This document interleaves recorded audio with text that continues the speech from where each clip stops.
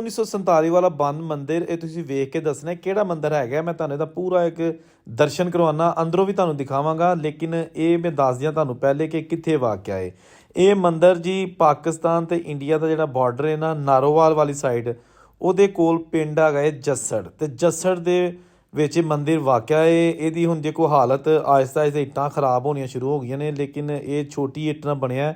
ਇਹ ਮੈਂ ਪਹਿਲੇ ਅੰਦਰੋਂ ਤੁਹਾਨੂੰ ਇਹਦਾ ਵਿਊ ਦਿਖਾ ਲਾਂ। ਇਹ ਆ ਗਿਆ ਜਨਾਬ ਅੰਦਰ।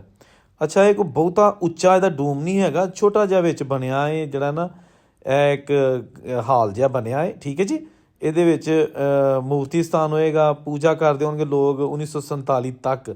ਫਿਰ ਜਨਾਬ ਇੱਥੋਂ ਜਨਾਬ ਪਾਰਟੀਸ਼ਨ ਹੋ ਗਈ, ਹਿੰਦੂ ਸਿੱਖ ਸਾਰੇ ਇੱਥੋਂ ਬਾਰਡਰ ਕ੍ਰਾਸ ਕਰਕੇ ਰਾਵੀ ਦਾ ਪੁਲ ਲੰਘ ਕੇ ਤੇ ਇੰਡੀਆ ਚਲੇ ਗਏ। ਇਹ ਪਿੰਡ ਜੱਸੜ ਸਟੇਸ਼ਨ ਵੀ ਹੈਗਾ, ਜਿਹੜੀਆਂ ਬੜੀਆਂ ਦੁਖੀ ਯਾਦਾਂ ਨੇ। ਕੁਝ ਲੋਕ ਕਹਿੰਦੇ ਉੱਥੇ ਟ੍ਰੇਨ ਵੱਢੀ ਗਈ ਔਰ ਬੜੇ ਜ਼ਖਮੀ ਮੁਸਲਮਾਨ